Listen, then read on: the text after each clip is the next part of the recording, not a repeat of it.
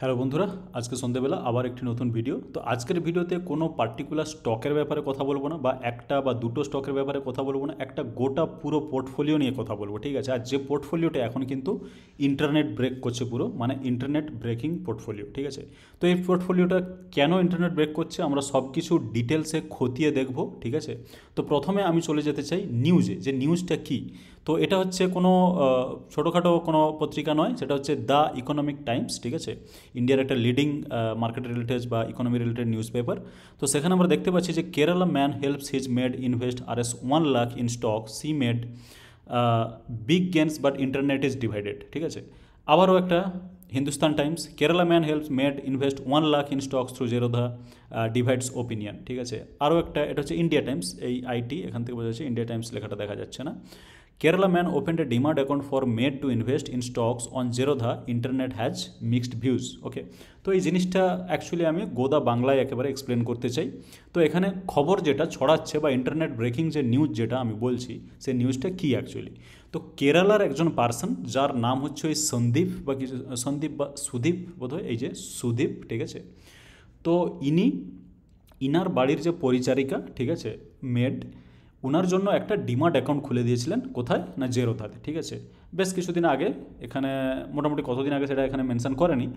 তো she invested 1 lakh last month, মানে যে পরিচারিকা বা মেড, উনি 1 লাখ ইনভেস্ট করেছিলেন উনার কথাতে। এই যে এই ব্যক্তি, ইনার নাম হচ্ছে মানে যেটা ইউজার নেম সেটা হচ্ছে অপরচুনিস্ট ইনভেস্টার, ঠিক আছে? আর অ্যাকচুয়াল নাম বোধহয় সুদীপ বা কিছু একটা।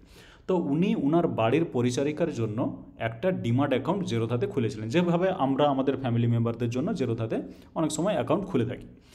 আর এই উনি উনি পরিচারিকা যিনি বা মেড যিনি, উনি ইনভেস্ট করেছিলেন 1 লাখ, ওনার মানি উনি ইনভেস্ট করেছিলেন 1 লাখ, এবং এই ব্যক্তির কথাতে, ঠিক আছে? এবং সেটা কারেন্টলি যে ভ্যালুটা এসে দাঁড়িয়েছে সেটা হচ্ছে 1.28 লাখ, মানে প্রায় 20, মানে 1 লাখই যদি আমি ধরি, যদি 28 হয় 1.28, সেটা কিন্তু হচ্ছে 28% বা কিছু একটা। তো উনি বলেছেন যে অলমোস্ট 30% ইন এ মান্থ, ঠিক আছে? তো 30% 28, that is fine, no problem. 30% in a month, এই ইন এ মান্থ হয়েছে কিনা সেটা আমরা একটু এই পোর্টফোলিও খতিয়ে দেখলে কিন্তু অনেক কিছু জিনিস আমরা বুঝতে পারবো।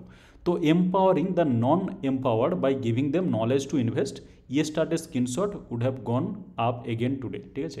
11ই সেপ্টেম্বর পোস্টটা করা হয়েছে 12:13 PM দুপুরবেলায় 2024, ঠিক আছে? তো এটা জাস্ট কালকের পোস্ট, এবং এই পোস্টটা ভিউজ পেয়েছে প্রায় 6 লক্ষ মতো ভিউজ, ঠিক আছে? তো এটাই বলা হয়েছে যে ইন্টারনেট ব্রেকিং একটা, মোটামুটি এই পোর্টফোলিওটা এখন ছড়াচ্ছে মার্কেটে, এবং আমি দেখালাম যে বড় বড় নিউজ পেপারগুলো কীভাবে এই পোর্টফোলিওটা নিয়ে বা এই যে টপিক বা এই যে পোস্ট, ওকে, এটা টুইটারে পোস্ট করা হয়েছে। টুইটার বলতে আগে যেটা টুইটার ছিল, এখন সেটা হচ্ছে এক্স, মানে এক্সে পোস্ট করা হয়েছে, ঠিক আছে? তো পোর্টফোলিওটা কি, পোর্টফোলিওটা আমরা যদি একটু চোখ রাখি, ইনভেস্টেড দেখাচ্ছে 1,05,970, মোটামুটি 1 লাখই, আর সেটা কারেন্ট ভ্যালু হচ্ছে 1,28,000 কিছু একটা, ঠিক আছে? তো প্রথম কথা যেটা, সেটা হচ্ছে প্রফিট অ্যান্ড লস এখানে দেখাচ্ছে 21.22, ঠিক আছে? 21.22। আর এখানে যেটা বলা হয়েছে 30%, সেটা কিন্তু 30% অ্যাকচুয়ালি নয়, সেটা অ্যারাউন্ড 20% বলা উচিত ছিল, এটা একটু এক্সাজারেশন করা হয়েছে, ঠিক আছে? তো 20% আপ, ঠিক আছে? এখন যেটা বলা হয়েছে যে 1 মাসের মধ্যে আমরা যদি একটু খতিয়ে দেখি এই জিনিসটা, সেটা কিন্তু আমরা জানতে পারবো। তো খতিয়ে দেখার আগে, 1 মাস হয়েছে না কত হয়েছে, খতিয়ে দেখার আগে আমি যেটা ইমিডিয়েটলি যেটা একটা কোশ্চেন আসে মাথায়, সেটা হচ্ছে এর পোর্টফোলিও থেকে কেবলমাত্র এই 4টি স্টক আছে, ADSL, অতিশয়, বালু ফোর্জ, ইপ্যাক। বালু ফোর্জ একটা ভালো কোম্পানি, যাই হোক। তো এই 4টি কোম্পানি কি কেবলমাত্র এই পোর্টফোলিওতে আছে? উত্তর হচ্ছে না। একটু মাথা লাগালেই বুঝতে পারবেন কেন। তার কারণ হচ্ছে এখানে অলরেডি 18,400 প্রফিট হচ্ছে, এখানে 930 প্রফিট হচ্ছে, মানে 18,000 19,000 কিছু একটা 300, ঠিক আছে? তো 19,000 প্লাস 5,000 মানে 24,000, 24 প্লাস 3 হচ্ছে 27,000 প্রফিট এখানে দেখানো উচিত ছিল। তার জায়গায় মানে 27,400 দেখানো উচিত ছিল, সেখানে কিন্তু দেখাচ্ছে 22,400 আমি ধরলাম, ঠিক আছে? তো সেখানে 5,000 গায়েব কী করে হলো? তার কারণ হচ্ছে নিচে আরও কিছু স্টক আছে যেগুলোতে লস হচ্ছে, এবং সেইগুলো দেখানো হয়নি। এবার এটা কিন্তু কোনো প্রবলেমেটিক কিছু না। আর এটা যে জেরোধা, সেটা আমি ক্লিয়ারলি দেখতে পাচ্ছি, কারণ আমি যেহেতু জেরোধা ইউজ করি, আমি জানি জেরোধা ইন্টারফেস এরকম। আর এখানে সবগুলো স্টক একসঙ্গে কিন্তু স্ক্রিনশট নেওয়ার জন্য আসবে না। তো ওই ব্যক্তি সুদীপ, উনি কী করেছেন, যেগুলো হয়তো বেশি প্রফিট হচ্ছে বা পজিটিভে আছে সেগুলোকে প্রথম দিকটাতে রেখেছেন বা কোনোভাবে কিছুটা করেছেন, কারণ নেগেটিভও এখানে আরও কিন্তু আছে, কারণ নেগেটিভ না হলে এটা মিনিমাম 27,000 দেখানো উচিত ছিল, 27 থেকে 5,000 ব্যালেন্স করলে তবেই এটা আসবে।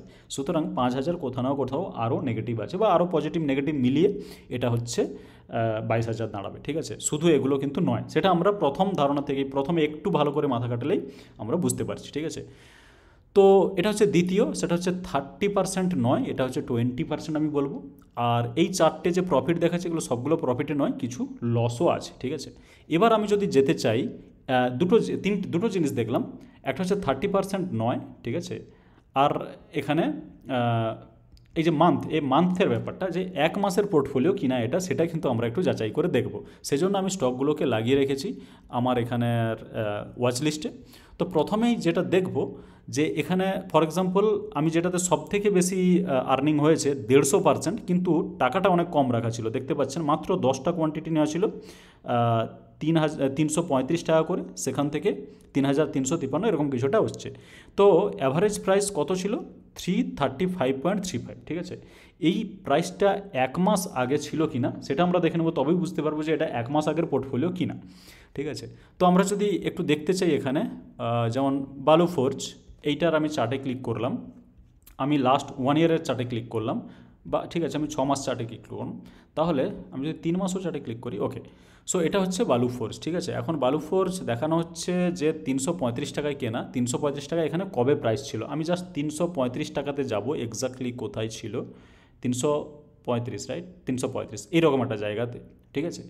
তো তারপরে কিন্তু আর কখনও 335 প্রাইস আসেনি, আমরা ক্লিয়ারলি দেখতে পাচ্ছি, তারপর থেকে কিন্তু স্টকটা উপরেই গেছে। এবার 335 টাকা মানে স্টকটা আমি মিনিমাম এখানে কিনতে হবে, তার আগে কেনাও হতে পারে, কিন্তু মিনিমাম এখানে কিনতে হবে, যেটা হচ্ছে 2 জুলাই দেখাচ্ছে, ঠিক আছে। ডেটটা আমরা নিচে দেখতে পাচ্ছি 2 জুলাই। সুতরাং এইটা এক মাস আগের কিন্তু পোর্টফোলিও নয়, কারণ এক মাস আগে 335 টাকায় বালু ফোর্জ ছিলই না, ঠিক আছে। তো বোঝা যাচ্ছে যে স্টকটা অ্যাটলিস্ট জুলাইয়ের একদম প্রথম 1-2 দিনে বা তার আগে কেনা হয়েছে, ঠিক আছে। তো সেটা ধরলে দাঁড়াচ্ছে প্রায় ধরুন 2.5 মাস, ঠিক আছে। সুতরাং এই যে পোর্টফোলিও যেটা 30 দিনে এতটা দেখানো হয়েছে, সেটা কিন্তু অ্যাকচুয়ালি ট্রু নয়। ফর এক্সাম্পল আরেকটা যেটাতে বেশি দেখাচ্ছে 69%, ঠিক আছে, এডিএসএল 177.49, ঠিক আছে। আমি এডিএসএলের চার্টে যেতে চাই, এটা একটা চার্ট, 177 কোথায় ছিল, এটা হচ্ছে 200 মার্কস, ঠিক আছে। 177 ছিল এইরকম একটা 177 এরকম একটা জায়গা, ঠিক আছে। তো 177 মানে এইরকম একটা জায়গা, এরপরে আর 177 আসেইনি। সেখানেও আমরা দেখতে পাচ্ছি নিচে ডেটটা দেখা যাচ্ছে যে সেটা 1 জুলাই বা হয়তো ম্যাক্সিমাম 2 জুলাই বা 2 জুলাই আসেনি, 1 জুলাই, ঠিক আছে। তো আমার মনে হচ্ছে পোর্টফোলিও যেটা বানানো হয়েছে বা ওই স্টকগুলো কেনানো হয়েছে, সেটা হচ্ছে একেবারে জুলাইয়ের প্রথম 1-2 দিনেই। আদারওয়াইজ 177 যেটা কেনা হয়েছে সেই প্রাইস তো কখনো এরপরে আসেইনি, ঠিক আছে। তো ক্লিয়ারলি বোঝা যাচ্ছে এটা গল্পটা এক মাসের নয়, গল্পটা হচ্ছে মোটামুটি 2-2.5 মাসের আগেকার, ঠিক আছে।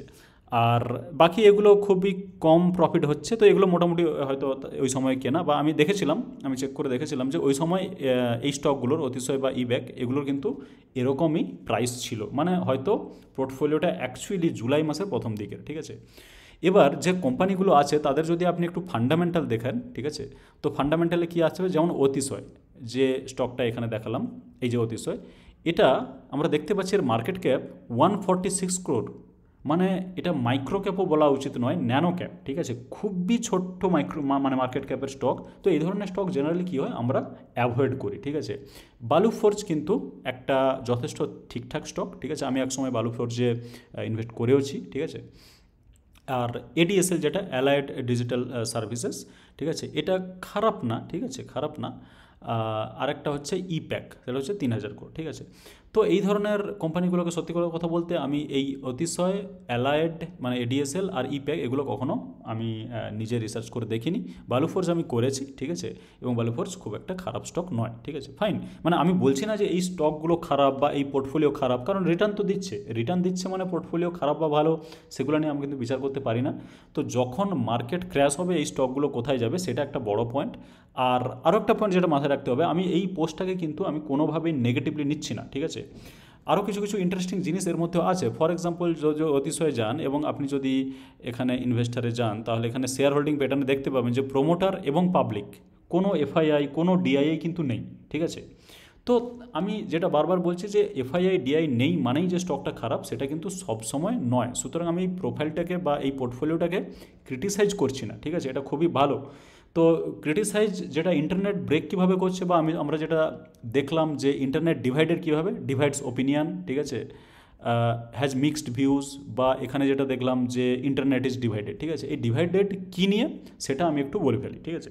তো ইন্টারনেট ডিভাইডেড এখানে যেটা বলা হয়েছে সেটা হচ্ছে যে আই হেল্প মাই মেড। এখন এইটাকে লোকে ক্রিটিসাইজ করছে এভাবে যে এটা কি অ্যাকচুয়াল হেল্প? আমি আমার বাড়ির পরিচারিকার জন্য ওনার জন্য একটা জিরোধাতে অ্যাকাউন্ট খুলে দিলাম, ভালো কথা, বা ওনাকে আমি স্টক নিতে বললাম যে এই স্টকগুলো নিন, ভালো পোর্টফোলিও হবে, এটা ভালো কথা, প্রফিট হচ্ছে, কোনো অসুবিধা নেই, ঠিক আছে। তো যেটা মানে কিছুজন মন্তব্য করতে চাইছেন যে এই মানে মাইক্রো ক্যাপ বা আলট্রা মাইক্রো ক্যাপ বা এই ধরনের মিড ক্যাপ কেন, যদি হেল্প করতেই হয় তাহলে ওনাকে মিউচুয়াল ফান্ডে টাকা রাখার কথা বলুন, বা লার্জ ক্যাপ স্টক নিন, বা সেফ স্টক নিন, মোটামুটি লার্জ ক্যাপ ব্লুচিপ ফান্ড বা ব্লুচিপ স্টক নিন। ওকে, সেখানে কোনো একজন যিনি জানেন না ক্লিয়ারলি এই এই এই যে পোস্ট, এখান থেকে বোঝা যাচ্ছে যে ওনার পরিচালকের কিন্তু স্টকের ব্যাপারে কোনো আইডিয়া নেই। ওনাকে mid cap, micro cap, small cap এগুলো দেওয়া কি ঠিক হচ্ছে? এটা নিয়ে কিন্তু ইন্টারনেট ডিভাইডেড। এবার কেউ বলছেন না এটা ঠিকই আছে, যেহেতু হেল্প করেছে এই ধরনের স্টকগুলো দিয়ে এবং স্টকগুলো ভালো পারফর্ম করছে, আমি যদি 2.5 মাসে 21%ও ধরি, সেটা কিন্তু খারাপ রিটার্ন কোনোভাবেই নয়, ঠিক আছে। সুতরাং খারাপ কি? আর যদি এই পার্সন মনিটরিং করে ওনার অ্যাপ বা ওনার এই পোর্টফোলিও, যে যখন বিক্রি করতে হবে করে দিতে পারেন, বা যখন কিনতে হবে আরও কিছু, বা চেঞ্জ করতে হবে স্টক, তখন যদি করে দিতে পারেন তাহলে ভালো কথা, এভাবে যদি রিটার্ন দেয়। এখন ঘটনা হচ্ছে মার্কেট পড়লে এই স্টকগুলো কোথায় যাবে? দেখুন, মার্কেট পড়লে মিউচুয়াল ফান্ড, এফআইআই, বড় বড় মার্কেট গুরু, বড় বড় যারা চ্যানেল, ইউটিউব চ্যানেল যারা চালায়, সবার পোর্টফোলিও কিন্তু নেগেটিভ হবে, কেউ ছাড়া পাবে না। আমি মানে ক্লিয়ারলি মনে করতে পারছি যে 5-6 বছর আগে যখন আমি মিউচুয়াল ফান্ডগুলোর পোর্টফোলিও, মানে মিউচুয়াল ফান্ডগুলোর রিটার্ন দেখতাম, আমি ভাবতাম যে মানুষ মিউচুয়াল ফান্ডে কেন পয়সা রাখে, বা মিউচুয়াল ফান্ড চলে কী করে। কারণ ওই সময়টা মিউচুয়াল ফান্ডদের রিটার্ন ছিল, বড় বড় মিউচুয়াল ফান্ডদের রিটার্ন ছিল 7%, 8%, 6%, ম্যাক্সিমাম হয়তো 9-10, তো মানে দেখাই যেত না। আমার ক্লিয়ারলি মনে পড়ছে যে আমি ভাবতাম যে মানুষ মিউচুয়াল ফান্ডে টাকা রেখে লাভটা কী, ঠিক আছে। কিন্তু এখন আপনি দেখবেন যে মিউচুয়াল ফান্ড কিন্তু ফুলে ফেপে উঠেছে, ঠিক আছে। প্রত্যেক দিন দেখতে পাবেন অ্যাডভার্টাইজমেন্ট, মিউচুয়াল ফান্ড সহি হ্যায়, মিউচুয়াল ফান্ড কিতনা সহি হ্যায়। মার্কেট যদি ভালো করে তাহলেই কিন্তু মিউচুয়াল ফান্ড ভালো রিটার্ন দেয়। যেমন এখন যেগুলো মিউচুয়াল ফান্ডগুলো দেখতে পাবেন 20%, 25%, 30, 35, 40% পর্যন্ত রিটার্ন দিচ্ছে। তার কারণ কি? তার কারণ হচ্ছে আমাদের মার্কেট আজকে কোথায়, ঠিক আছে। আমরা যদি লাস্ট 5 বছরের মার্কেট দেখি, মার্কেট কোথায়?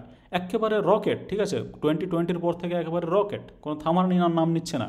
এখানে যেটা 7,000, 8,000-এ নিফটি নেমে গেছিলো, 8,000 থেকে আজকে 25,000, ঠিক আছে, মানে 3 গুণেরও বেশি হয়ে গেছে শুধু ইন্ডেক্স। তাহলে স্টকদের কী হয়েছে সেটা তো আমাদের সবারই জানা, ঠিক আছে। আর মিড ক্যাপ, স্মল ক্যাপ, সেটাও কিন্তু একটা হিউজ পরিমাণ রিটার্ন দিচ্ছে এই মুহূর্তে। স্মল ক্যাপ এটা একটু কম দিনের, মিড 150 যদি আমি দেখি, তাহলে দেখতে পাচ্ছেন এটা কী ধরনের র্যালি, এটা একটা হিউজ র্যালি, ঠিক আছে। এবং এই ধরনের মার্কেটে প্রত্যেকেই পয়সা কামায়। সমস্যাটা কখন হয়? এই ধরনের র্যালি, মানে ডবল র্যালি, এখানে একটা, তারপরে একটু থামেছিল, তারপরে আবার। তো এই ধরনের র্যালির সময় প্রত্যেকেই টাকা ইনকাম করে, প্রত্যেকেরই পোর্টফোলিও পজিটিভ হয়, ঠিক আছে। কিন্তু সমস্যা তখনই হয় যখন আবার সেই সিচুয়েশান আসবে, আবার সেই টাফ সিচুয়েশান আসবে, যখন আপনার মিউচুয়াল ফান্ড দেবে 7% রিটার্ন, নেগেটিভ রিটার্ন। আমার ক্লিয়ারলি মনে পড়ছে নেগেটিভ রিটার্ন মিউচুয়াল ফান্ড, ঠিক আছে। তো সেই ধরনের টাফ সময়ের জন্য প্রস্তুত থাকুন, সে টাফ সময় কিন্তু আবার আসবে। তো ব্যাক করছে এই পোস্টটিতে, আপনার কি মনে হয় এই যে স্মল ক্যাপ, মিড ক্যাপ দিয়ে উনি ওনার অ্যাকচুয়াল হেল্প করেছেন, নাকি ওনাকে বলা উচিত ছিল মিউচুয়াল ফান্ডে বা অন্য কোথাও রাখা, ঠিক আছে। তো সে বিষয়ে আপনার যা মন্তব্য আপনি কমেন্ট করে নিচে জানান। এটা একটা গুরুত্বপূর্ণ পোস্ট বা গুরুত্বপূর্ণ ভিডিও বলে আমি মনে করি, ঠিক আছে। আমরা প্রত্যেকেই কাউকে না কাউকে পোর্টফোলিও বানানোর জন্য হেল্প করে থাকি। এবার সেটা কতটা হেল্প আমরা করছি নাকি সেটা খারাপ করছি, ঠিক আছে, সেটা আমরা অনেক সময় বুঝতে পারি না। আপনাদের প্রত্যেকেরই মন্তব্য, আপনারা ভিডিওটি যারা দেখছেন তারা জানান যে এটা অ্যাকচুয়ালি হেল্প করেছে, নাকি এখানে মিউচুয়াল ফান্ড বা লার্জ ক্যাপ ফান্ড বা লার্জ ক্যাপ স্টক এ ধরনের দেওয়া উচিত ছিল, ঠিক আছে। তো ভিডিওটি ভালো লেগে থাকলে ভিডিওটিকে লাইক করে দিন, আর চ্যানেলটাকে সাবস্ক্রাইব করে দিন এরকম আরও ইন্টারেস্টিং ভিডিও পাওয়ার জন্য। আর ভিডিওটি আপনার দেখার জন্য অনেক ধন্যবাদ।